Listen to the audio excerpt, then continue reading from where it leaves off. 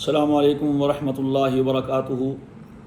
آنے والا جمعہ ربیع الاول کا دوسرا جمعہ ہے، اور اس میں جو ہمارا موضوع ہوتا ہے وہ بڑا فکر انگیز ہوتا ہے، اور اس کو اپنے اپنے انداز میں بیان کیا جائے تو انشاءاللہ تعالیٰ اس کے فوائد حاصل ہوں گے، اور جناب نبی کریم صلی اللہ تعالیٰ علیہ وسلم کا قرب بھی حاصل ہوگا، اور آپ کی محبت میں بھی اضافہ ہوگا، اور انشاءاللہ کل حوض کوثر پہ حضور کی زیارت، شفاعت اور جام کوثر بھی نصیب ہوگا۔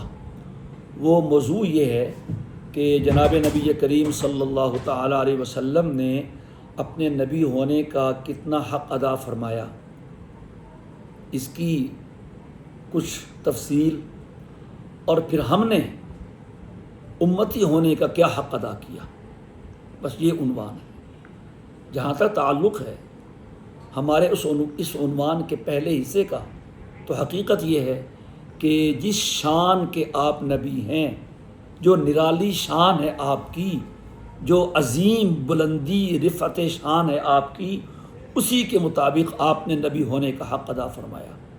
ویسے تو ہر نبی نے نبی ہونے کا حق ادا کیا ہے، اللہ کا کوئی نبی بھی ایسا نہیں ہے جس نے حق نبوت ادا نہ فرمایا ہو اور اللہ کا پیغام اس کی مخلوق تک نہ پہنچایا ہو۔ یہ الگ بات ہے، کسی نے مانا کسی نے نہیں مانا۔ ایسے بھی انبیاء کرام کی بہت بڑی تعداد ہے جن کا ایک بھی امتی نہیں ہے۔ حدیث پاک میں آتا ہے قیامت کے دن ایسے کافی انبیاء کرام آئیں گے جن کا ایک بھی امتی نہیں ہوگا، کھڑے ہیں اکیلے، سچے نبی، برحق نبی، منزل من اللہ، کسی کے 2 امتی، کسی کے 4، کسی کے 10۔ اسی بات سے حضور نے فرمایا انی اباہی بکم الامم انی اقاصر بکم الامم، کہ تمہاری کثرت کی وجہ سے میں باقی امتوں پہ فخر کروں گا۔ سبحان اللہ، کہاں میں اور کہاں یہ نکھرتے گل، نسیم صبح تیری مہربانی ہے، میری وجہ سے، ہماری وجہ سے ہمارے حضور امتوں پہ فخر فرمائیں، یہ کرم نہیں ہے تو اور کیا ہے؟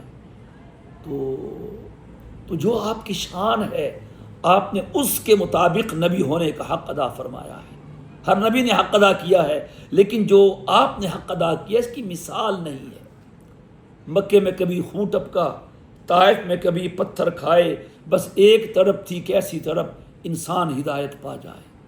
آپ کا اٹھنا بیٹھنا، اوڑھنا بچھونا، رونا دھونا امت کے لیے تھا، دعائیں امت کے لیے، قربانیاں امت کے لیے، زخمی ہونا امت کے لیے، ہاتھ اٹھانا امت کے لیے، راتوں کو کھڑے ہو کے اپنے پاؤں میں ورم کروا لینا امت کے لیے، ہنڈیاں پکنے کی طرح سے اپنے سینے سے آوازیں نکالنا امت کے لیے، یا ربی امتی یا ربی امتی یا ربی امتی۔ قیامت کا دن ہوگا، ہر کوئی کہے گا نفسی نفسی، اور اس دن بھی ایک آواز آ رہی ہوگی یا ربی امتی یا ربی امتی، اور وہ آواز ہمارے آقا و مولا حضرت محمد مصطفیٰ احمد مجتبیٰ صلی اللہ تعالیٰ علیہ وسلم کی ہوگی۔ قرآن کریم کی آیات سے دیکھتے ہیں، سورہ ضحیٰ ہے، اور علماء نے لکھا ہے کہ سورہ والضحیٰ سے سورہ والناس تک ہر سورت نعت مصطفیٰ ہے صلی اللہ علیہ وسلم، اور اللہ نے ہر سورت میں، سورہ ضحیٰ میں، سورہ انشراح میں، سورہ علق میں، سورہ تین میں، آخر تک حضور کی شان بیان کی ہے۔ تو سورہ ضحیٰ میں ایک آیت ہے وَلَسَوْفَ يُعْطِيكَ رَبُّكَ فَتَرْضَىٰ، کہ ان قریب ہم آپ کو وہ کچھ دیں گے آپ راضی ہو جائیں گے۔ یہ مضمون تفاسیر میں آتا ہے، احادیث میں، کہ جب یہ آیت اتری تو نبی کریم علیہ الصلاۃ والسلام نے فرمایا اذن لا ارضا وواحد من امتی فی النار، اذن لا ارضا وواحد من امتی فی النار، کہ اے اللہ اگر آپ نے مجھے راضی کرنا ہے تو میں راضی نہیں ہوں گا جب تک کہ میرا ایک امتی جہنم میں ہوگا۔ اب علماء نے لکھا ہے اس میں امت کے لیے بہت بڑی تسلی ہے، بہت بڑی، کہ اللہ تعالیٰ نے وعدہ کر لیا ہے حضور کو راضی کرنے کا، اور وعدہ اللہ کا ہے، کسی اور کا نہیں ہے۔ ان اللہ لا یخلف المیعاد، اللہ وعدہ پورا کرنے والا ہے۔ اور حضور نے ٹھان لی ہے کہ اچھا آپ نے ہمیں راضی کرنا ہے تو پھر ہم بھی اس وقت تک راضی نہیں ہوں گے جب تک ہمارا ایک امتی بھی جہنم میں ہوگا.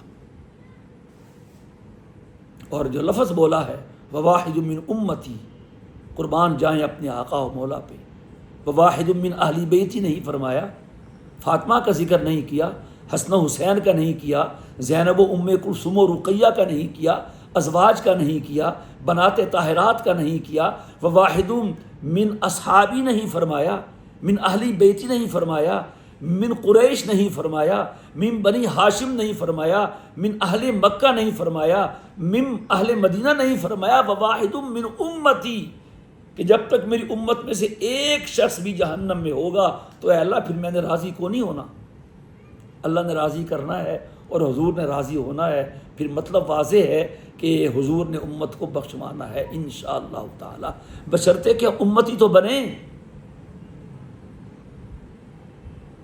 ایک اور حدیث ہے، جبریل امین آپ کے پاس حاضر ہوتے ہیں اور کہتے ہیں کہ حضور آج میں ایک خاص چیز لے کے آیا ہوں، خالصۃ لک، آفر آپ کے لیے، پیکج ہوتے ہیں نا، یہ انبیاء کرام کے لیے پیکج تھے یہ دنیا میں، اوروں کے لیے نہیں، کہ اللہ تعالیٰ نے ہر نبی کو یہ ایک چیز دی تھی دنیا میں کہ ایک وقت میں کہ آپ نے جو مانگنا ہے ہاتھ اٹھائیں مانگیں ہم اس کو پورا کریں گے.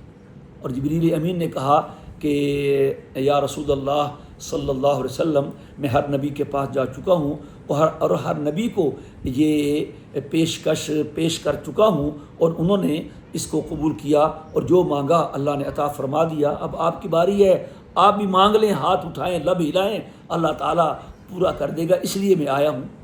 ذرا سوچئے کیا مانگا ہوگا آپ نے. ایسے موقع پہ آدمی کو اپنے گھر والوں کا خیال آتا ہے، ظاہر سی بات ہے، اپنے بیوی بچوں کا خیال آتا ہے، ان کے لیے مانگ لیں، ان کے لیے جائیداد بنا دیں یا ان کے لیے بخشش ہی کی دعا مانگ لیں. تو حضور نے جبریل امین کو واپس بھیج دیا تھا اور کہا تھا جبریل واپس چلے جاؤ اور جا کے میرے اللہ سے کہو مجھے آج کچھ نہیں مانگنا، میری اس دعا کو محفوظ کر کے رکھ لیجئے، ریزرو کر دیجئے، اسے میرا حق ہے نا تو رکھ لیں. میں یہ دعا قیامت کے دن مانگوں گا اور میری اس دعا کا فائدہ میرے ایک ایک امتی کو پہنچے گا. اب اور کیا حق امت ادا ہو، حق نبوت ادا ہو. کسی نے پوچھا حضرت آپ کو ملنا ہو قیامت کے دن تو کہاں ملیں گے؟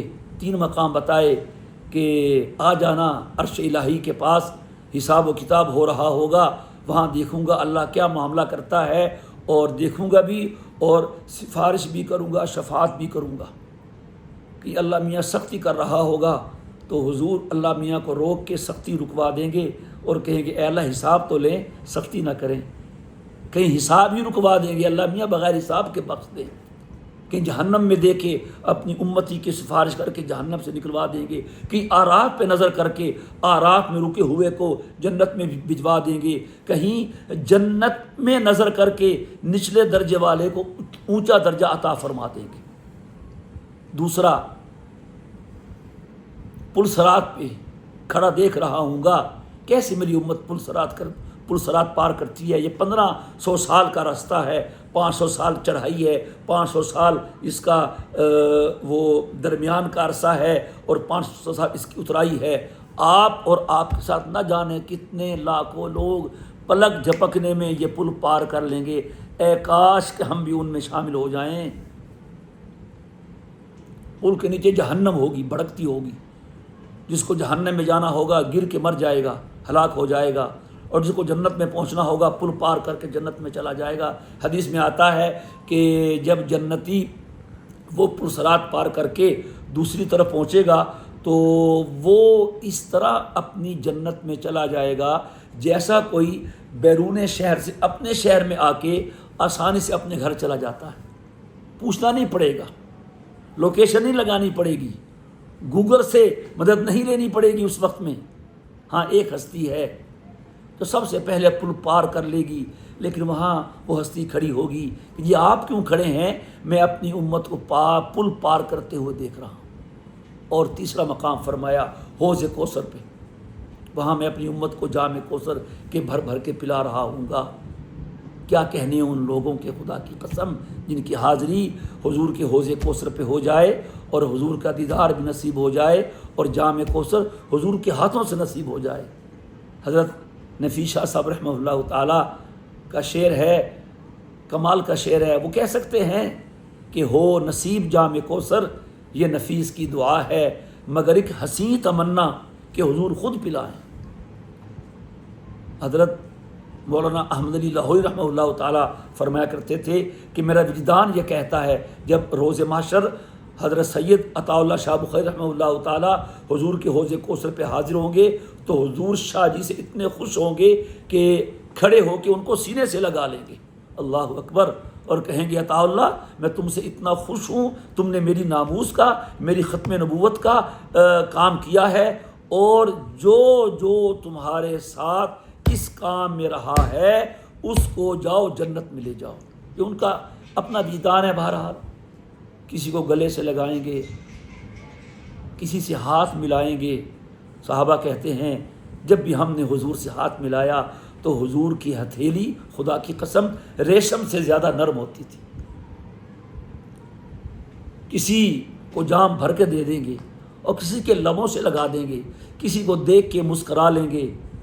اور کسی نے کہا تھا نا، ایک تجلی، ایک تبسم، ایک نگاہ بندہ نواز، اس سے زیادہ اے غم جانا دل کی قیمت کیا کہیے۔ ہمیں حضور کے حوض کوثر پہ حاضری نصیب ہو جائے، کسی بھی صدقے میں چہرہ انور پہ نظر پڑ جائے، قدموں میں گر جائیں، حضور پہچان لیں اور کہہ دیں ہاں یہ میرا ہے، سفارش ہو جائے، اللہ کی قسم کام بن جائے گا۔ تو یہ 3 جگہیں فرمائی امت کے لیے۔ کسی نے پوچھا حضور سے، صحابہ نے، یہ صحابہ بھی کمال کے لوگ تھے، انہیں اپنی فکر تو تھی، ہماری بھی فکر تھی۔ ایک کہنے لگا حضرت امت تو آپ کی قیامت تک آنے والی ہے اور زمانہ آپ کا ہمارا ہے، ہم نے آپ کی زیارت کی، آپ نے ہمیں دیکھا، لیکن جو آپ کی امت بعد میں آئے گی، عجم کی، عرب کی، افریقہ کی، امریکہ کی، ہند کی، سندھ کی، پاکستان کی، یورپ کی، تو انہیں بھی آپ پہچانیں گے؟ فرمایا ہاں میں اپنے ایک امتی کو پہچان لوں گا۔ اور آپ نے مثال دی ہے کہ کسی کے اونٹ ہوں جن کا چہرہ جو غر محجل ہوں، چہرہ اور بازو وغیرہ اس کے چمکدار ہوں، سفید ہوں، اس کے اونٹ مل جائیں کالے سیاہ اونٹوں میں، تو کیا اپنے اونٹوں کو نہیں پہچانے گا؟ کہا جی پہچان لے۔ پھر میں بھی اسی طرح امت کو پہچانوں گا۔ کیسے؟ کہ وہ غر محجل ہوں گے۔ غر اغر کی جمع چمکدار سفید پیشانی والے کو اغر کہا جاتا ہے، محجل کہتے ہیں کہ جس کے اگلے جو بازو ہیں وہ سفید ہوں۔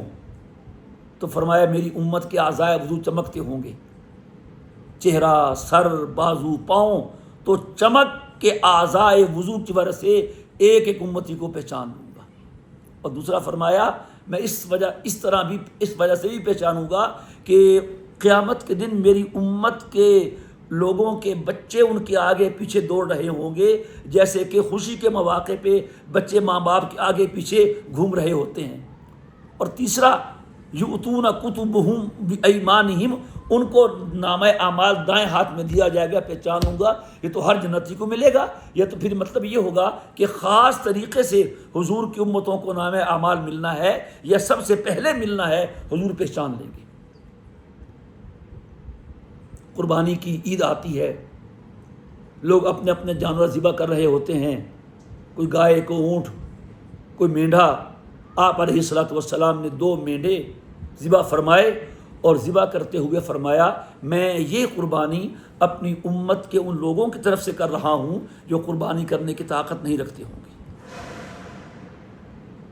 غزوہ احد میں آپ کے پیشانی پہ پتھر لگا، آپ کا چہرہ لہو لہان ہوا، آپ کے دندان مبارک شہید ہوئے۔ طائف میں آپ تشریف لے گئے، وہاں کے لوگوں نے کیا کیا؟ بدتمیزی کی، اخلاق کا دامن چھوڑ دیا، مہمان نوازی تو دور کی بات ہے، کلمہ خیر کہنا گوارا نہیں کیا، اور محلے کے بچوں کو پیچھے لگا دیا، جنہوں نے سرکار دو جہاں حضرت محمد مصطفیٰ احمد مجتبیٰ صلی اللہ تعالیٰ علیہ وسلم پہ پتھر برسائے، پریشان کیا، زخمی کیا۔ آپ وہاں زخمی حالت میں بیٹھ گئے، تھکے ہوئے تھکے ماندے، وہ پہاڑی کا سفر ہے. آج ہم لوگ جاتے ہیں بہترین گاڑیوں میں، چڑھائی ہے بہت، وہاں تشریف فرما ہوئے، فرشتہ آ کے کہتا ہے مجھے اللہ نے بھیجا ہے کہ یہ پہاڑی ہے، طائف پہاڑیوں کے بیچ میں ہے، حکم دیں کچل دوں ان کو، کچل دوں. ایسے موقع پہ بندے پہ غصہ بھی ہوتا ہے، افسوس بھی ہوتا ہے، انتقام کا جذبہ بھی ہوتا ہے، لیکن فرمایا نہیں، اللہم اہدی قومی فانہم لا یعلمون. نہیں، اگر یہ آج نہیں مان رہے کل ان کی نسلیں مجھے مانے گی. اور آج پورا طائف مسلمان ہے. فتح مکہ ہوا، بعد میں طائف والے مسلمان ہو گئے. غزوات کیے آپ نے، 27 غزوات میں آپ شریک ہوئے ہیں، خود بنفس نفیر، تلوار ہاتھ میں لے کے، خود پہن کے، زرہ پہن کے. تو میرے دوستو، ہمارے نبی صلی اللہ علیہ وسلم نے نہ ہمیں دنیا میں بلایا، نہ مکے میں بلایا، نہ مدینے میں بلایا. دنیا سے جا رہے ہیں، آخری وقت ہے وفات کا. تم تو پیدائش کی خوشی مناتے ہو اور یہ بھول جاتے ہو یہی دن نبی کی وفات کا ہے. 12 ربیع الاول کو پیدائش ہے یا نہیں ہے؟ وفات تو پکی ہے. عمر فاروق رضی اللہ تعالیٰ عنہ بدحواس ہو رہے ہیں، حواس باختہ ہو رہے ہیں، تلوار ہاتھ میں. خبردار کسی نے کہا میرے نبی کا انتقال ہوا میں سر قلم کر دوں گا. مسجد نبوی کا منظر قیامت والا منظر ہے. ان کے ہوش و حواس اڑے ہوئے ہیں. جو کھڑا ہے وہ کھڑا ہے، جو بیٹھا ہے وہ بیٹھا ہے. کسی کو کوئی ہوش و حواس باقی نہیں کسی کا. اور ہم ہے کہ خوشیاں منا رہے ہیں اور کہتے کیا ہیں کہ سوائے ابلیس کے جہاں میں سبھی تو خوشیاں منا رہے ہیں. پھر اس میں ابوبکر کو کیا کہو گے؟ اس نے کون سی خوشی منائی؟ عمر کو کیا کہو گے؟ عثمان کو کیا کہو گے؟ علی کو کیا کہو گے؟ حسن حسین کو کیا کہو گے؟ طلحہ و زبیر کو کیا کہو گے؟ معاویہ بن ابی سفیان کو کیا کہو گے؟ 1,24,000 صحابہ کو، تابعین کو. جب تک یہ تمہارے میلاد النبی کے جلوس شروع نہیں ہوئے اس سے پہلے صدیاں گزر گئی ہیں. اس سے پہلے کے مسلمانوں کو کیا کہو گے میرے بھائی؟ کچھ سوچ کے بولا کرو، کیا کہہ رہے ہو؟ الجھا ہے پاؤں یار کا زلف دراز میں، لو آپ اپنے دام میں صیاد آ گیا. تو ایسی باتیں نہیں کرنی چاہیے. وفات ہو گئی، صدیق اکبر نے سنبھالا ہے امت کو. اللہ اکبر. یہ بھی بیان کیا کیجئے. 12 ربیع الاول کو حضور کی وفات ہے نا، تو وفات بھی بیان کریں. سناٹا ہے. صدیق اکبر اوالی مدینہ میں گئے ہوئے ہیں، حضور سے پوچھ کے واپس آتے ہیں. صحابہ کا مجمع ہے، مجمع کو چیرتے ہوئے جو آپ کا حجرہ مبارکہ ہے وہاں تشریف لے جاتے ہیں. ازواج ساری بیٹھی ہیں، صدیق کو دیکھ کے ساری پردہ کر لیتی ہیں. ہاں عائشہ آپ کی بیٹی تھیں، وہ پردہ نہیں کرتی. آپ کے چہرہ انور سے ہبرا چادر ہے یمنی وہ اٹھاتے ہیں اور صدیق اکبر حضور کی پیشانی پہ بوسہ دیتے ہیں. اللہ اکبر. فدا ہو ابی و امی علی ابی بکر و علی رسول اللہ. اور کیا کہتے ہیں؟ طیبت حیم و میتا، طیبت حیم و میتا. قربان جاؤں میرے نبی، جو خوشبو زندگی میں تھی روح نکلنے کے بعد بھی وہی خوشبو آ رہی ہے. مرنے سے انسانیت ختم ہو جاتی ہے. جو جسم میں ایک زندگی کی حساسیت ہے، جسم گرم ہوتا ہے، وہ ختم ہو جاتا ہے. لیکن صدیق اکبر کہہ رہے ہیں طیبت حیم و میتا، جو خوشبو میرے نبی کی زندگی میں تھی روح نکلنے سے اس خوشبو میں فرق نہیں پڑا ہے. یہ دوسرا مطلب یہ ہے طیبت حیم و میتا. قربان جاؤں زندگی بھی مبارک ہے، موت بھی مبارک ہے. پھر چادر سے آپ کا چہرہ ڈھانپ دیا. باہر آگے صحابہ کے مجمع میں حضرت عمر کو روکنا چاہا، وہ جذبات سے بے قابو ہو رہے تھے، نہیں رکے. صدیق اکبر نے حضرت عمر کو چھوڑ کے الگ کھڑے ہو گئے. صحابہ حضرت صدیق اکبر کے گرد جمع ہو گئے. آیت پڑھی ہے وما محمد الا رسول قد خلت من قبلہ الرسل افئن مات او قتل انقلبتم علی اعقابکم ومن ينقلب على عقبیہ فلن یضر اللہ شیئا وسیجزی اللہ الشاکرین. فرمایا ان محمدا قد مات فمن کان منکم یعبد اللہ فان اللہ حی لا یموت ومن کان منکم یعبد محمدا فان محمدا قد مات. سنو، جو اللہ کو پوجتا ہے اللہ حی و قیوم ہے، کبھی نہیں مرے گا. اور جو محمد کی بندگی کرتا ہو تو وہ جان لیں محمد وفات پا چکے ہیں. یہ منظر کون بیان کرے گا؟ حضور پردہ فرما رہے ہیں، وہاں قیامت کا منظر برپا ہے، ازواج کے آنسو نہیں رک رہے۔ حضرت فاطمہ رضی اللہ تعالیٰ عنہ انس سے کہتی ہیں، انس تم نے میرے ابا کو مٹی میں دفن کر دیا، کیا تمہارے ضمیر نے گوارا کر لیا کہ تم میرے ابا کو زمین کے حوالے کر کے آ گئے؟ اور ہم ہیں کہ خوشیاں منا رہے ہیں۔ اللہ کی حکمتیں بہت زیادہ ہیں، شاید یہ بھی حکمت ہو کہ اے میرے اللہ، آپ نے ایک ہی مہینے میں، ایک ہی تاریخ میں اور ایک ہی دن میں نبی کی وفات پیدائش کیوں رکھی ہے؟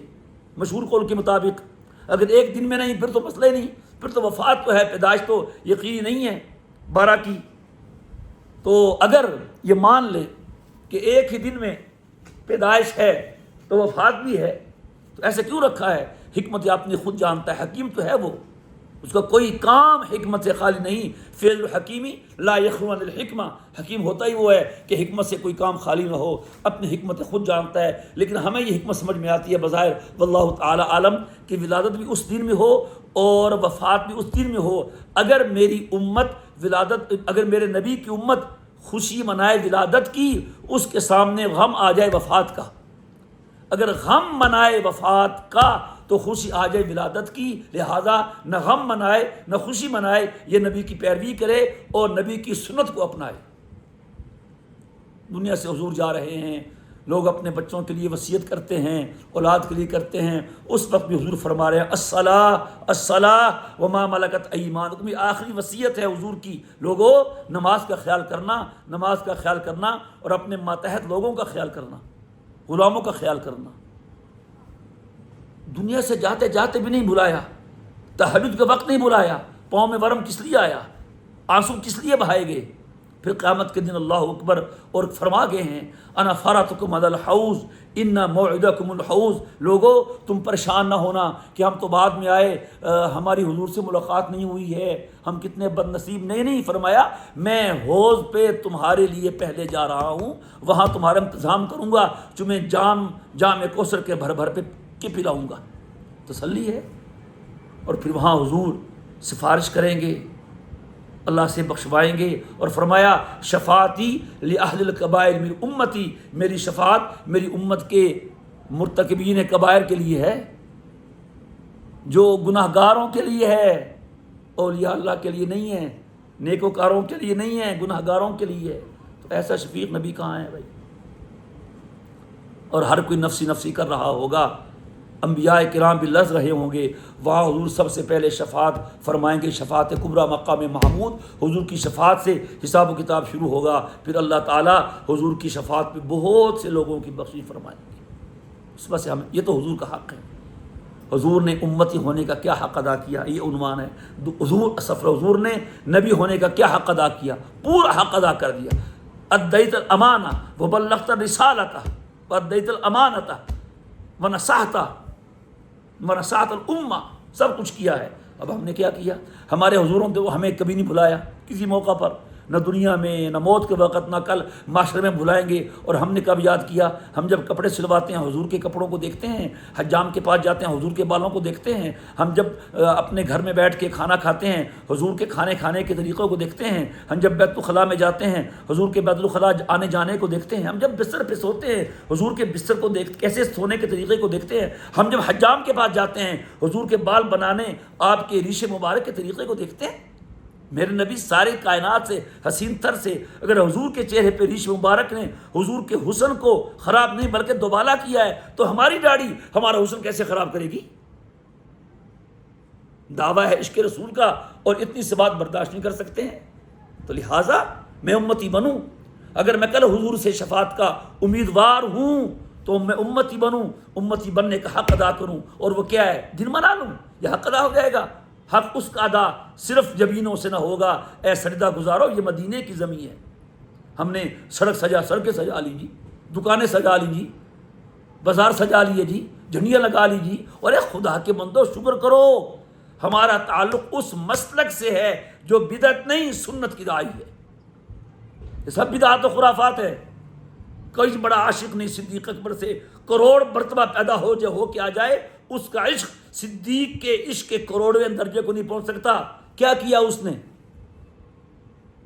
وہ جن کا عشق ہو صادق وہ کب فریاد کرتے ہیں، لبوں پہ مہر خاموشی، دلوں میں یاد کرتے ہیں۔ میرا نبی اس لیے نہیں آیا تھا، وہ تو دلوں کو سجانے آیا تھا، وہ دلوں کو منور کرنے آیا تھا۔ ہم نے اپنے دل کو حضور کے نور نبوت سے کتنا منور کیا، ہم نے اپنے وجود کو حضور کی سنتوں سے کتنا منور کیا۔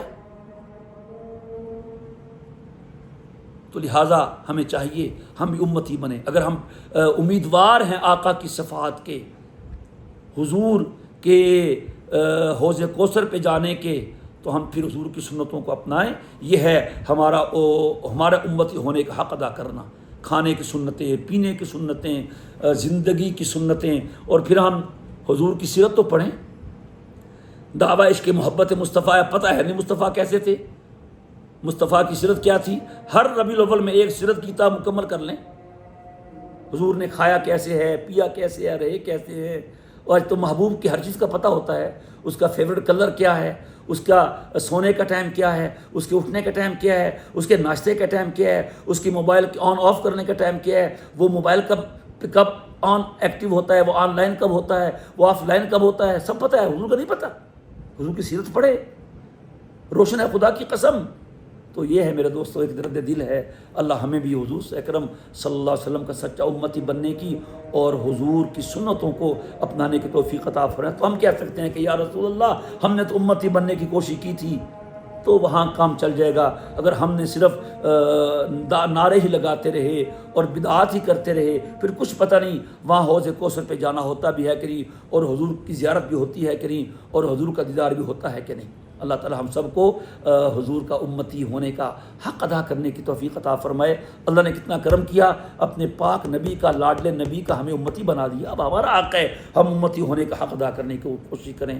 وآخر دعوانا ان الحمد للہ رب العالمین۔ السلام علیکم ورحمۃ اللہ وبرکاتہ۔